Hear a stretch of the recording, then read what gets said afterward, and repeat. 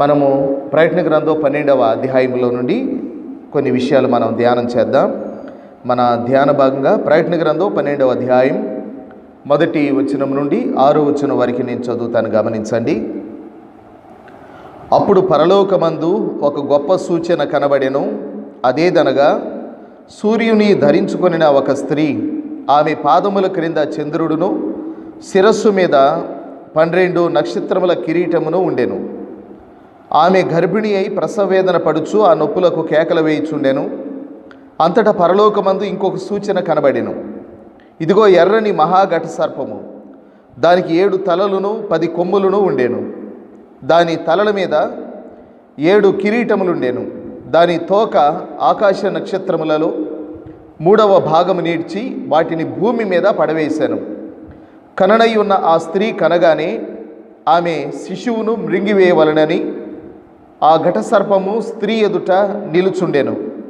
సమస్త జనములను ఇనుపదండముతో ఏలనై ఉన్న ఒక మగ శిశువును ఆమె కనగానే ఆమె శిశువు దేవుని యొద్దకును ఆయన సింహాసనమున వద్దకును కొనిపోబడెను. ఆ స్త్రీ అరణ్యమునకు పారిపోయెను. అచ్చట వారు 1260 దినములు ఆమెను పోషింపవలెనని దేవుడు ఆమెకు ఒక స్థలము సిద్ధపరిచి ఉంచెను. ప్రియులారా, మనకి సుపరిచితమైనటువంటి ఒక భాగం ఇది. ప్రయత్న గ్రంథం అనగానే మనము ప్రయత్న గ్రంథంలో కొన్ని సన్నివేశాలు మన మనసులో నాటుకుపోయేవి ఉన్నాయి. అందులో ఒకటి ఇక్కడ రాయబడినటువంటి సంఘటన. ఇక్కడ ఒక గొప్ప సూచన పరలోకమందు కనబడుతూ ఉన్నట్టుగా వ్రాయబడి ఉన్నది. మనం ఇంతకుముందు 15వ అధ్యాయం ధ్యానం చేసినప్పుడు ఆశ్చర్యమైన మరి ఒక గొప్ప సూచన అన్నాడు. 15వ అధ్యాయం మొదటి వచనంలో పరలోకములో లేక ఆకాశంలో ఎన్నో రకాల గొప్ప సూచనలు కనబడడం మన ప్రయత్న గ్రంథంలో చూడగలం అక్కడక్కడ. అయితే ఇక్కడ ఒక గొప్ప సూచన కనబడెను అన్నాడు. ఏంటి ఆ సూచన అనేది కూడా చెప్పాడు అక్కడే. సూర్యుని ధరించుకున్న ఒక స్త్రీ, ఆమె పాదముల క్రింద చంద్రుడు, శిరస్సు మీద 12 నక్షత్రములు, కిరీటము ఉన్నట్టుగా చూస్తూ ఉన్నాం. ఈ స్త్రీని గురించి మనం ఆలోచిస్తూ ఉంటే ఇక్కడ అక్షరాల స్త్రీ అని చెప్పబడలేదు, కానీ సూచన అని చెప్పబడి ఉన్నది. సూచన అంటే అది నిజానికి అంటే వాస్తవానికి కొంచెం భిన్నంగా కనబడేది సూచన అంటే. కాబట్టి సూచన అనే మాట ఇక్కడ ఒక గుర్తుగా వాడడం అనేది మనం గమనిస్తూ ఉన్నాం. ప్రయత్న గ్రంథంలో 4 స్త్రీలను గురించి వ్రాయబడి ఉన్నది. ఈ 4 స్త్రీలు కూడా సూచనగానే ఉన్నారు. మొట్టమొదటిగా యెజబెలు అనేటువంటి స్త్రీని గురించి మనం ప్రకటన గ్రంథము 2వ అధ్యాయము 20వ వచనంలో చూస్తాం. తుయితైరా అనేటువంటి సంఘములో యెజబెలు అనేటువంటి స్త్రీని ఉండనిచ్చుచున్నావు అని. అయితే వాస్తవంగా ఇది ఒక స్త్రీ కాదు, కానీ ఇది ఒక తప్పుడు బోధకు సంకేతంగా ఉంది. యెజబెలు అనే పదం ఇక్కడ పాత నిబంధనలో ఉన్నటువంటి యెజబెలును మనకు గుర్తు చేస్తూ ఉంది. అదే సమయంలో తప్పుడు బోధను మనకు గుర్తు చేస్తూ ఉంది. ఆ తప్పుడు బోధ ఏంటి అంటే జారత్వం చేయొచ్చు, విగ్రహాలకు బలర్పించిన వాటిని తినొచ్చు. ఇది యెజబెలుకు సంకేతంగా ఉంది. అటువంటి బోధ తుయితైరా సంఘములో ఉన్నదంట. అందుకని యెజబెలును ఉండనిచ్చుచున్నావు అనే మాట వాడినట్టుగా మనం చూస్తూ ఉన్నాం. దాని తర్వాత 17వ అధ్యాయంలో ఇంకొక స్త్రీ కనబడతా ఉంది. ఆమె జలముల మీద కూర్చున్నటువంటి మహావేశ్య అని ఆమెను గురించి వ్రాయబడి ఉన్నది. కాబట్టి సముద్ర జలముల మీద అక్షరాల ఒక స్త్రీ కూర్చోవడం అసాధ్యమైన విషయం. కానీ ఇక్కడ ఒక సూచనగా చెప్తూ వచ్చాడు. ఈ 17వ అధ్యాయంలో కనబడే ఈ స్త్రీ చివరి దినాల్లో మత రాజకీయానికి ఒక సంకేతం. వాస్తవంగా రాజకీయం వేరు, భక్తి జీవితం వేరు, లేక మతం వేరు. కానీ చివరి దినాల్లో ఒక ప్రపంచమంతా కూడా ఒకే రాజకీయం, ఒకే మతం. ఈ రాజకీయ మతానికి సంబంధించిన స్త్రీగా 17వ అధ్యాయము ఒక సూచనగా కనబడతా ఉంది. దీని తర్వాత 19వ అధ్యాయంలో ఇంకొక స్త్రీ కనబడతా ఉంది. ఆమె ప్రకాశమానములైనటువంటి నిర్మలములైన సన్నపు నార బట్టలు ధరించినటువంటి స్త్రీ కనుక ఆమె పెండ్లి కుమార్తెగా కనబడతా ఉంది. సంఘమునకు ఒక పోలికగా మనం 19వ అధ్యాయంలో ఉన్నటువంటి స్త్రీని చూడగలం. ప్రకటన గ్రంథం 2వ అధ్యాయంలో ఉన్న స్త్రీ అబద్ధ బోధకు ఒక పోలిక. 17వ అధ్యాయంలో ఉన్నటువంటి స్త్రీ రాజకీయము మతము మిళితమైనటువంటి ఒక నూతన వ్యవస్థకు పోలిక. 19వ అధ్యాయంలో ఉన్న స్త్రీ సంఘానికి పోలిక. ఇప్పుడు 12వ అధ్యాయంలో మనం ఒక స్త్రీని గురించి చూసాము. ఈమె యొక్క లక్షణాలు గమనించాక ఈమె దేనికి పోలికగా ఉన్నదో మనం అర్థం చేసుకోవడానికి ప్రయత్నం చేద్దాం. ఈ 12వ అధ్యాయంలో కనబడుతున్న ఈ స్త్రీ ఆకాశంలో కనిపిస్తూ ఉన్నట్టుగా మనం చూస్తున్నాం. సూర్య చంద్ర నక్షత్రాలు ఆమెతో ఉన్నట్టుగా కనబడతా ఉంది. ఒక కిరీటాన్ని ధరించుకొని పరిపాలించేటువంటిదిగా కనబడతా ఉంది. ఆమె ఒక కుమారుని మగ శిశువుని కంటా ఉంది. అతడు లోకాన్ని ఏలేటువంటి పరిపాలించేటువంటి వ్యక్తిగా కనబడతా ఉన్నాడు. తర్వాత ఆమెకు గొప్ప హింస కలిగినట్టుగా మనం గమనిస్తూ ఉన్నాం. తర్వాత ఆమెకు వేరొక సంతానం కూడా ఉన్నట్టుగా 12వ అధ్యాయం 17వ వచనం ద్వారా మనం చూస్తూ ఉన్నాం. ఇవి ఆమెలో ఉన్నటువంటి కొన్ని లక్షణాలు. ఇప్పుడు ఆ స్త్రీ దేనికి సూచన అంటే వ్యాఖ్యానకర్తలు రకరకాలుగా వ్యాఖ్యానం చేశారు. కొందరేమో ప్రభు యొక్క తల్లి అన్నారు, కొందరేమో సంఘము అన్నారు. నేను ఇతరుల యొక్క వ్యాఖ్యానాల్ని అనుకరించను అని విమర్శించను. నేను నా యొక్క భావాన్ని మీతో చెప్పడానికి ప్రయత్నం చేస్తూ ఉన్నాను. నా అభిప్రాయం ప్రకారం ఈ భాగాన్ని మనం ధ్యానం చేస్తూ ఉంటే ఆకాశంలో కనబడే ఈ స్త్రీ ఇశ్రాయేలు జాతికి ఒక పోలిక. ఎందుకు అనంటే ఆమె ఆకాశంలో కనబడతా ఉంది. ఇశ్రాయేలీలు ఇతర జనాంగాలందరికంటే కూడా ఉన్నతమైన వారు. దేవుడు వారిని ఆ విధంగా ఏర్పరచుకున్నాడు. దేవుని ప్రజలు అని పిలువబడ్డారు. దేవుడు చెప్పాడు ద్వితీయోపదేశకాండం 28వ అధ్యాయంలో, నేను నిన్ను తలగా ఉంచుతాను అన్నాడు, మీరు పైవారిగా ఉంటారు అన్నాడు. విషయాలను బట్టి ఇశ్రాయేలీలు చాలా ప్రత్యేకమైన వారు. పౌలు భక్తుడు కూడా చెప్పాడు, ధర్మశాస్త్రం వారిది, పితరులు వారివారు, వాగ్దానములు వారివి, క్రీస్తు వారి సంతానములో పుట్టాడు. ఇది ఇశ్రాయేలీలకు ఉన్నటువంటి ఆధిక్యత. కాబట్టి ఆకాశంలో కనబడే స్త్రీ ఇశ్రాయేలు జాతికి సంకేతంగా ఉంది. ప్రపంచంలో ఉన్న ఇతర ప్రజలందరికంటే వారు ప్రత్యేకమైన వారు. దేవుడు అబ్రహామును బట్టి వారిని ఆ విధంగా ప్రత్యేకపరిచాడు. రెండవదిగా సూర్య చంద్ర నక్షత్రములు ఆమెతో కనబడుతూ ఉన్నట్టుగా మనం చూస్తూ ఉన్నాం. ఆదికాండం 37వ అధ్యాయంలో యోసేపుకు వచ్చినటువంటి కళ మనకు గుర్తుకొస్తూ ఉంది. 9-10 వచనాల్లో సూర్య చంద్ర నక్షత్రములు ఇశ్రాయేలీలకు పోలిక.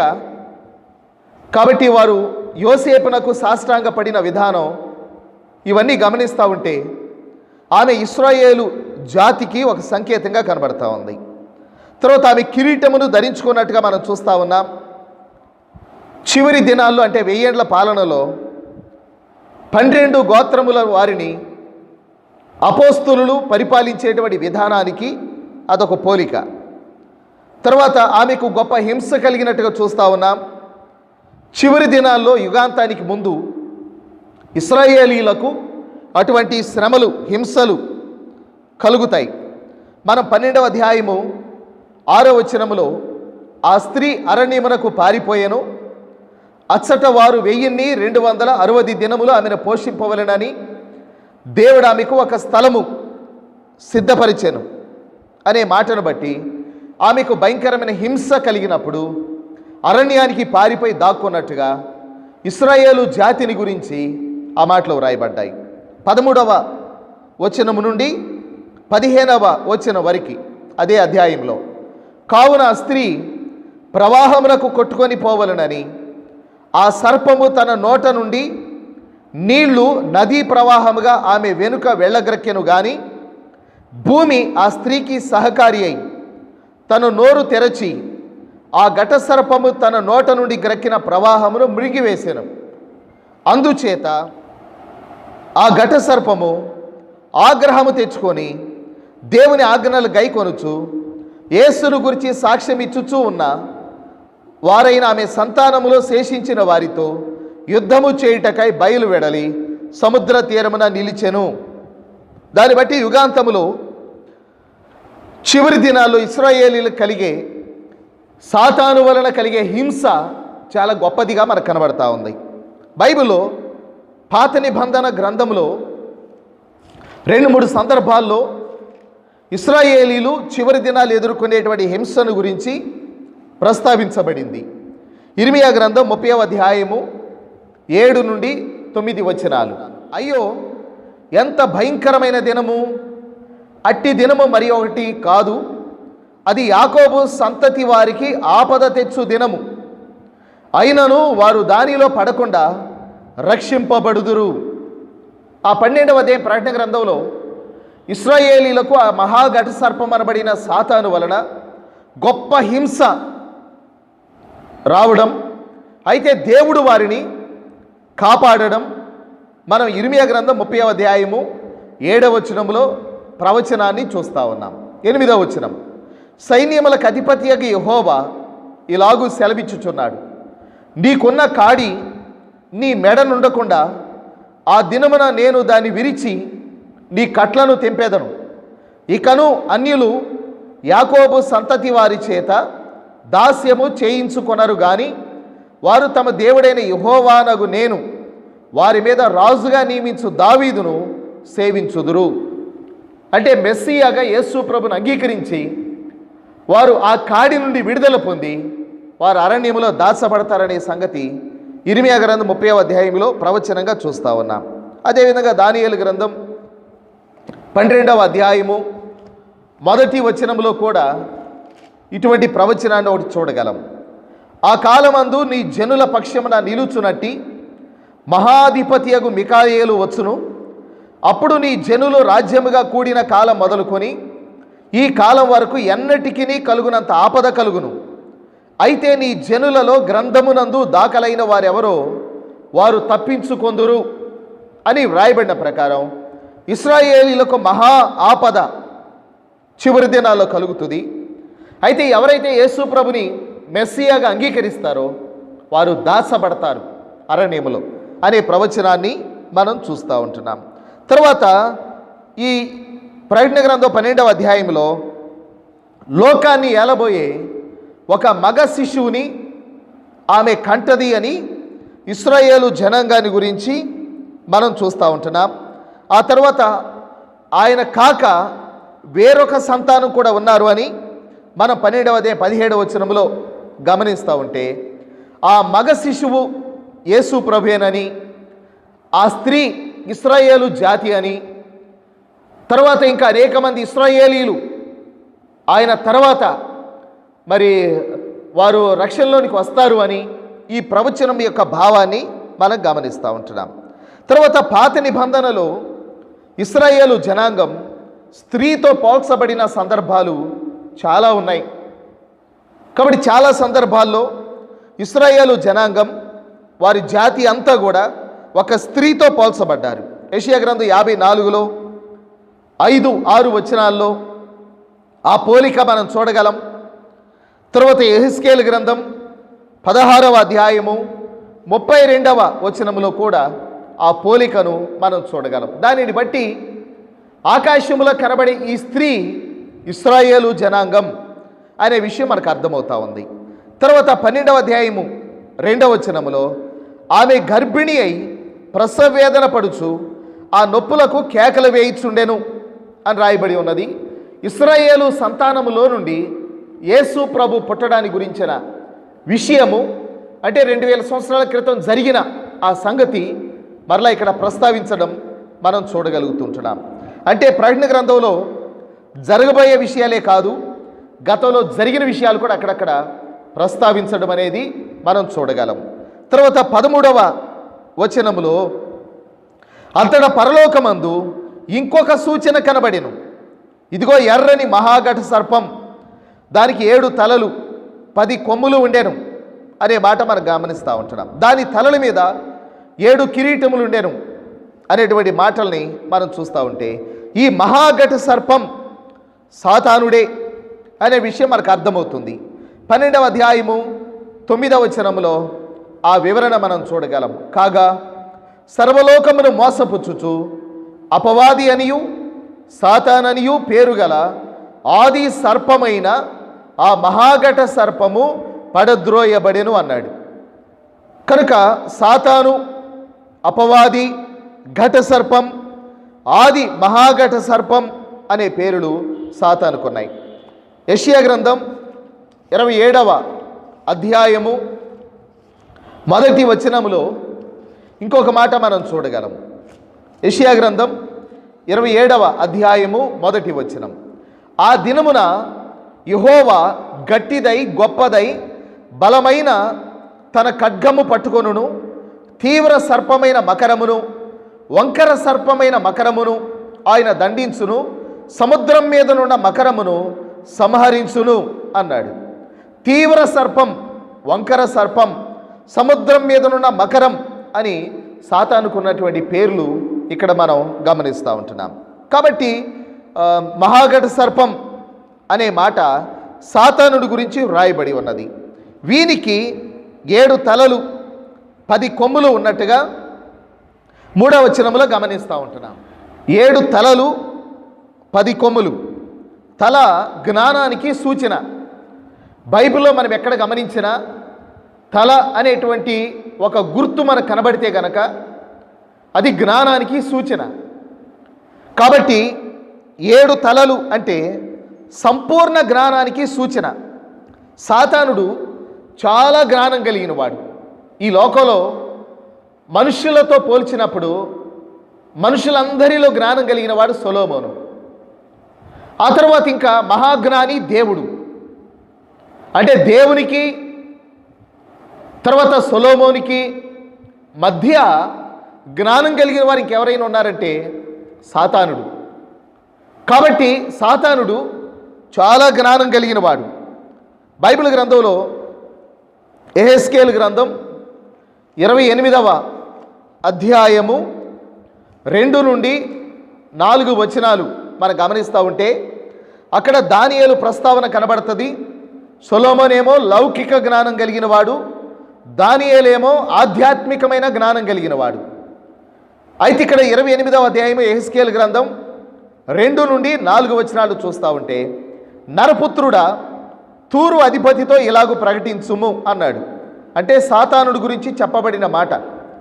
ప్రభువుకి యెహోవా సెలవిచ్చున్నదేమనగా, గర్విష్ఠుడవై నేనొక దేవతనైనట్టు సముద్రం మధ్యను నేను ఆసీనుడై ఉన్నాను అని నీవు అనుకొనుచున్నావు. నీవు దేవుడవు కాక మానవుడవై ఉండి దేవునికి తగినంత అభిప్రాయం కలిగి ఉన్నావు. నీవు దానియేలు కంటే జ్ఞానవంతుడవు, నీకు మర్మమైనది లేదు. నీ జ్ఞానము చేతను నీ వివేకము చేతను ఐశ్వర్యము నొందితివి. నీ ధనాగారములలోనికి వెండి బంగారములను తెచ్చుకొంటివి. నీకు కలిగిన జ్ఞానాతిశయము చేతను వర్తకము చేతను నీ విస్తారమైన ఐశ్వర్యమును సంపాదించుకొంటివి అనే మాటలు ఇక్కడ మనం చూస్తూ ఉంటున్నాం. కాబట్టి విస్తారమైన జ్ఞానం సాతానుడు కలిగి ఉన్నాడు. 17వ వచనం, ఇదే 28వ అధ్యాయం 17వ వచనం, నీ సౌందర్యమును చూచుకొని నీవు గర్వించిన వాడవై నీ తేజస్సు చూచుకొని నీ జ్ఞానమును చెరుపుకొంటివి అన్నాడు. కనుక సాతానుడు చాలా జ్ఞానం కలిగిన వాడు, కానీ దేవుని మీద తిరుగుబాటు చేసి గర్వించి తన జ్ఞానాన్ని చెరుపుకున్నాడు. కనుక ఒక తెలివి కలిగిన వాడు తన జ్ఞానాన్ని కనుక చెరుపుకుంటే అతని వలన భయంకరమైన కీడు, భయంకరమైన నష్టం ఉంటుంది. ఉదాహరణకి ఒక హంతకుడు జ్ఞానం కలిగిన వాడైతే, ఒక దొంగ జ్ఞానం కలిగిన వాడైతే తన జ్ఞానము చేత తాను చేసే అన్యాయమైన పనులు ఎక్కువగా చేస్తాడు.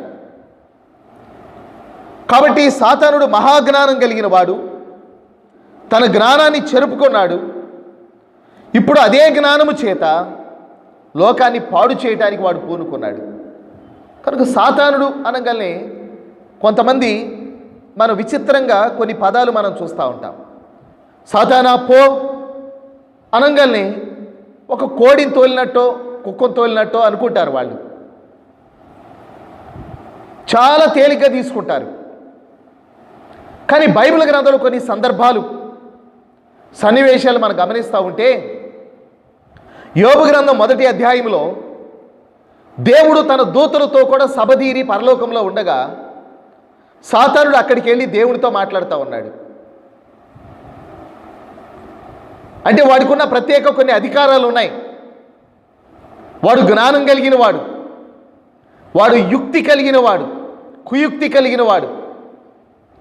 కాబట్టి సాతానా పో అనగానే వాడు పారిపోవడానికి తెలివి తక్కువ వాడు కాడు. కాబట్టి మనం జాగ్రత్తగా ఉండకపోతే మనల్ని ఎలా బోల్తా కొట్టించాలో అలా బోల్తా కొట్టిస్తాడు వాడు.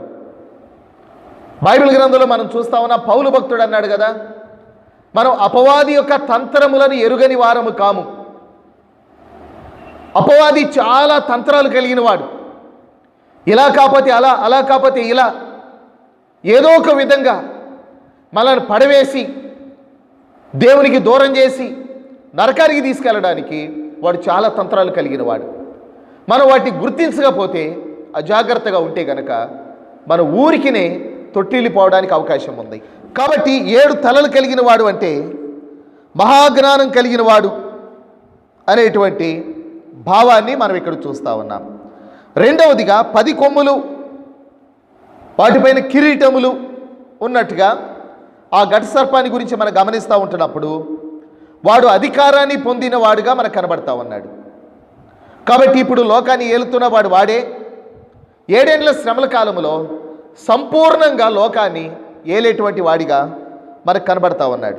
తర్వాత 12వ అధ్యాయము 4వ వచనంలో దాని తోక ఆకాశ నక్షత్రములలో 3వ భాగము నీడ్చి వాటిని భూమి మీద పడవేశాను అనే మాట చూస్తూ ఉంటే, ఇది సృష్టికి ముందు వాడు దేవుని మీద తిరుగుబాటు చేసినప్పుడు సాతానును వారి అనుచరులను దేవుడు ఎలాగా పడగొట్టాడో మనం చూస్తూ ఉన్నాం. అయితే సాతానుడు ఆకాశ నక్షత్రములలో 3వ భాగాన్ని వాడు వశ్యపరుచుకున్నాడు. అంటే దూతల్లో 3వ భాగాన్ని వాడు చేజిక్కించుకున్నాడు. కాబట్టి సాతానుడు వాని అనుచరులు, కనుక సాతాని యొక్క అనుచరుల్ని దయ్యములని పిలుస్తాం. ఆ దయ్యములే మనుషుల పేర్లు పెట్టి కొంతమందికి పట్టినట్టుగా వారు మాట్లాడడం మనం గమనిస్తాం. చనిపోయిన వారు ఎవరో దయ్యములు కారు. వారికి భూమి మీద ఏ విషయంలో పాలు పంపులు లేవు. వారు మేలు చేయరు, కీడు చేయరు.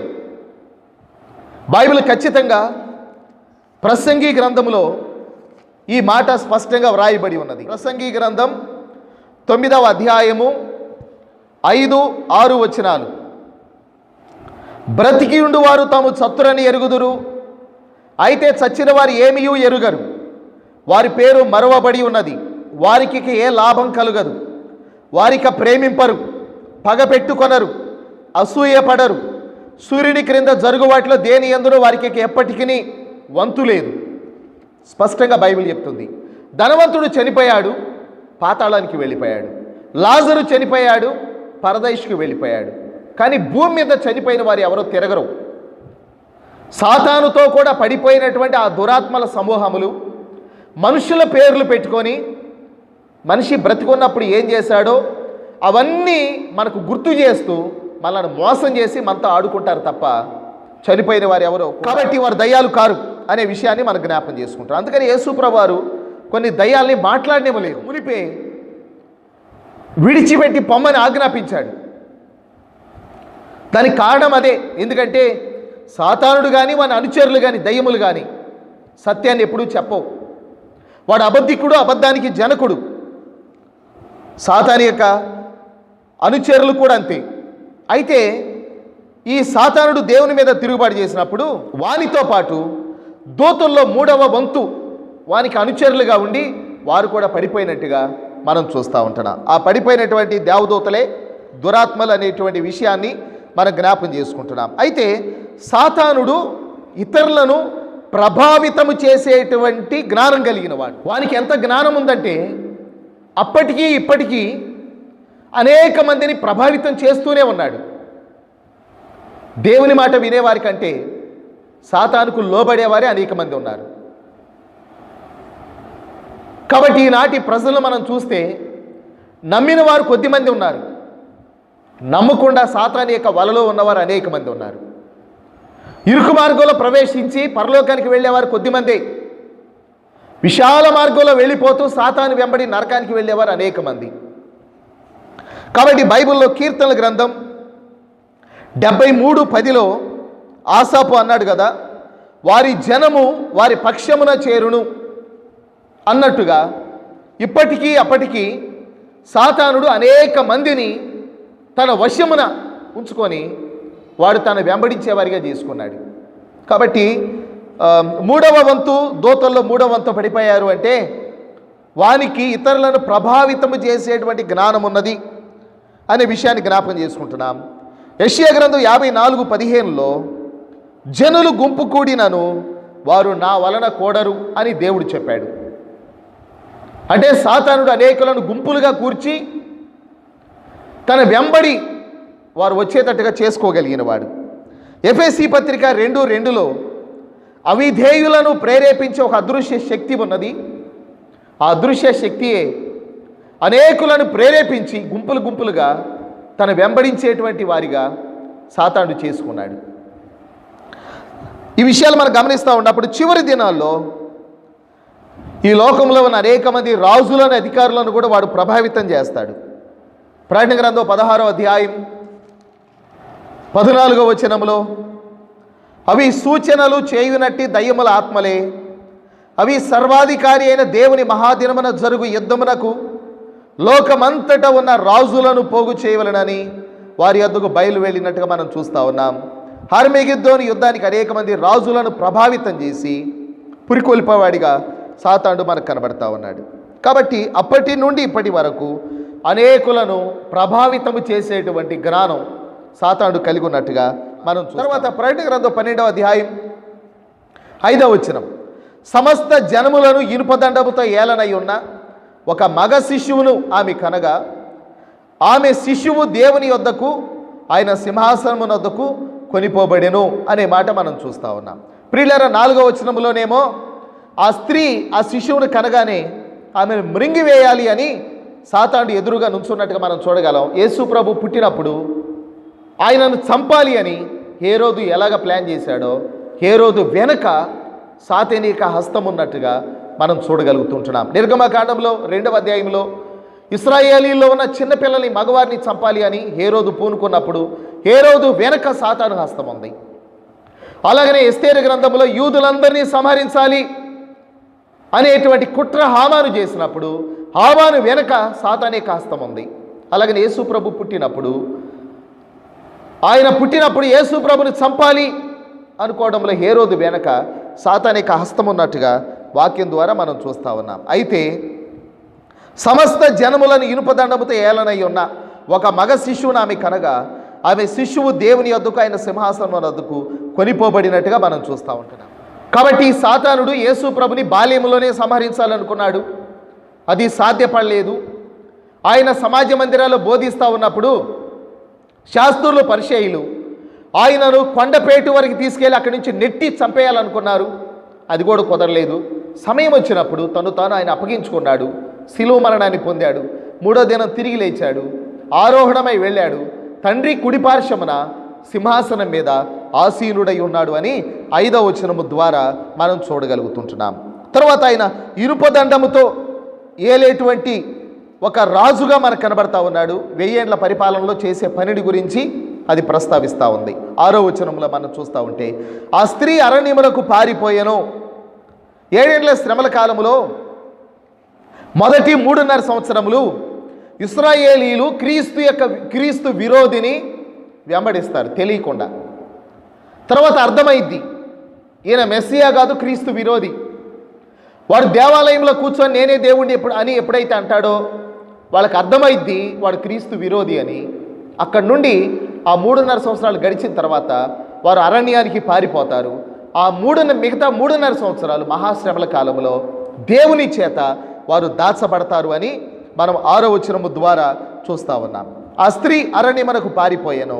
అచ్చట వారు 1260 దినములు అంటే 42 నెలలు అంటే 3.5 సంవత్సరములు ఆమెను పోషింపవలనని దేవుడు ఆమెకు ఒక స్థలము సిద్ధపరిచెను అనే మాట మనం చూస్తూ ఉంటున్నాం.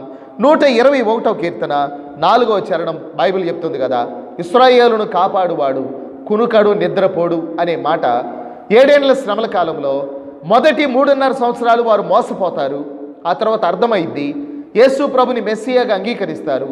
అప్పుడు వారు అరణ్యానికి పారిపోతారు, దేవుని చేత దాచబడతారు అనే విషయాన్ని మనం చూస్తూ ఉంటున్నాం. ప్రియులారా, చివరిలో నేను ఒక మాట మీకు జ్ఞాపకం చేస్తాను. దేవుడు దాచిపెడితే ఎవరు కూడా హాని చేయడం సాధ్యపడదు. బైబిల్లో దావీదును చంపాలి అని సౌలు వెంబడించాడు, కానీ దేవుడు దావీదును దాచిపెట్టాడు. సౌలు ఎంత తరిమినా వాని వల్ల కాలేదు దావీదును పట్టుకోవడం. యెహోవా దావీదును దాచెను అనే మాట మనం చూస్తాం. అలాగని ఇర్మియాని చంపాలనుకున్నారు ఇశ్రాయేలీలో కొంతమంది మూర్ఖులు. ఇర్మియాను కూడా దేవుడు దాచిపెట్టాడు. అలాగనే ఇశ్రాయేలు జనాంగాన్ని 7 ఏళ్ల శ్రమల కాలంలో మహాశ్రమల కాలంలో దాచిపెడతాడు కనుక అపవాది వారిని ముట్టుకోలేడు. ఈరోజు దేవుడు మనల్ని కూడా దాచేవాడు, తన చేతిలో దాచేవాడు. యోహాను సువార్త 10వ అధ్యాయము 29వ వచనం, వాటిని నాకిచ్చిన నా తండ్రి అందరికంటే గొప్పవాడు గనుక నా తండ్రి చేతిలో నుండి ఎవడునూ వాటిని అపహరింపడు. 28వ వచనం, నేను వాటికి నిత్యజీవమునిచ్చుచున్నాను కనుక అవి అన్నిటికీ నశింపవు, ఎవడునూ వాటిని నా చేతిలో నుండి అపహరింపడు అనే మాటలు మనం గమనిస్తూ ఉన్నాం. కాబట్టి మనం దేవుని చేతుల్లో ఉన్నాం. ఆయన మనల్ని భద్రపరిచేవాడు. ఆయన భద్రపరిస్తే మన మీద దాడి చేయగలిగినటువంటిది ఏదీ లేదు అనే విషయాన్ని జ్ఞాపకం చేసుకుంటూ, లోకంలో ఎన్ని విపత్కర పరిస్థితులు జరిగినా దేవునిని ఆశ్రయించి ఆయన చేతిలో కనుక మనం ఉండగలిగితే అక్కడ మనకు భద్రత ఉన్నది. మన ఆశ్రయ దుర్గం మనకి నిత్యము ఆశ్రయ స్థానముగా ఉండి ప్రతి కీడు, ఆపద, అపాయము, రోగము, సమస్యల నుండి కాపాడే దేవుడు మనకున్నాడనే విషయాన్ని జ్ఞాపకం చేసుకుంటూ మనం ఈ మాటలు ముగించుకుందాం. ప్రార్థన చేద్దాం. తల్లు వంచండి. ప్రేమగల తండ్రి, పరిశుద్ధుడు అయిన మా ప్రియ ప్రభువా, మీరు ఇశ్రాయేలు జాతిని 7 ఏళ్ల మహాశ్రమల కాలంలో ఎలాగ దాచిపెడతారో ఇప్పుడు మమ్మల్ని కూడా ఆ విధంగా దాచిపెట్టారు. మీ చేతి నీడలో మమ్మల్ని ఉంచారు. మీ రెక్కల నీడన మాకు భద్రత ఉన్నది. మీ చేతిలో నుండి మమ్మల్ని ఎవడు కూడా అపహరింపలేడని మీ వాక్యాన్ని జ్ఞాపకం చేసుకుంటున్నాం. లోకంలో కరోనా వైరస్ వ్యాపిస్తూ ఉంది, అయినా మేము భయపడకుండా మమ్మల్ని కాపాడుతూ ఉన్నారు. తుఫాను పొంచి ఉన్న దినాల్లో ఆ ప్రభావం నుంచి మమ్మల్ని కాపాడి భద్రపరిచారు. అదేవిధంగా ప్రభువా, మరి ఎండలు తీవ్రంగా ఉన్న పరిస్థితుల్లో మీ చేతి నీడలో మమ్మల్ని కాపాడి పగలు ఎండ దెబ్బ, రాత్రి వెన్నీళ్ళ దెబ్బ తగలకుండా మమ్మల్ని భద్రపరుస్తూ ఉంటున్నారు. నాయన, మరి మిడతల దండు నాయన తండ్రి, పంట పొలాలను తినేసేటువంటి పరిస్థితులు మా ప్రాంతాన్ని మీరు కాపాడుతూ ఉంటున్నారు. ఇంకా ఎన్ని రకాల కీడులు పొంచి ఉన్నా మీ చేతిలో మమ్మల్ని భద్రపరిచే దేవునిగా మాకున్నారు. అందును బట్టి వందనాలు. మా గ్రామాన్ని, గ్రామంలో ఉంటున్న ప్రతి కుటుంబాన్ని ఆ విధంగా కాపాడండి. ప్రతి ఆపద, ప్రతి ప్రమాదం నుండి కాపాడండి. ఎండాకాలం అనేక స్థలాల్లో అగ్ని ప్రమాదాలు జరిగినాయి. మా గ్రామాన్ని మీరు అటువంటి ప్రమాదాల నుంచి కూడా కాపాడారు. అందరు బట్టి కూడా మిమ్మల్ని స్తుతిస్తూ ఉంటున్నాం. ఇంకా నాయన ఈ రాత్రి ఈ వాక్యాన్ని విన్నటువంటి నీ పిల్లల్లో ఎవరైనా అనారోగ్యంగా ఉంటే స్వస్థపరచండి, ఇబ్బందుల్లో ఉంటే విడుదల దయచేయండి, సమస్యల్లో ఉన్న వారికి సహాయం చేయండి, పిల్లలు లేని వారికి సంతానం, వివాహం కావాల్సిన బిడ్డలకు చక్కగా వివాహాలు కావడానికి కృప దయచేయండి, చదువుకునే బిడ్డలకు మంచి జ్ఞానం, పరీక్షల కొరకు సిద్ధపడే వారికి నాయన కావాల్సినటువంటి కృప దయచేయండి. అదేవిధంగా ఉద్యోగ ప్రయత్నంలో ఉన్న వారికి సహాయం చేయండి. మా గ్రామంలో ఉన్న ప్రతి ఒక్కరిని ఆశీర్వదించండి. ఈ మాటల ఫలింపులోనికి తీసుకొని రండి. యేసు ప్రభు ఘనమైన నామంలో ప్రార్థించి వేడుకొనుచున్నాం తండ్రి, ఆమేన్. మన తండ్రి అయిన దేవుని ప్రేమ, కుమారుడైన యేసుక్రీస్తు వారి కృప, పరిశుద్ధాత్మ దేవుని యొక్క అన్యోన్య సహవాసం చేరువచ్చిన మనకు సకల పరిశుద్ధులకు సదాకాలము తోడైండును గాక, ఆమేన్. అందరికీ వందనాలు. కూడికి ముగించబడింది.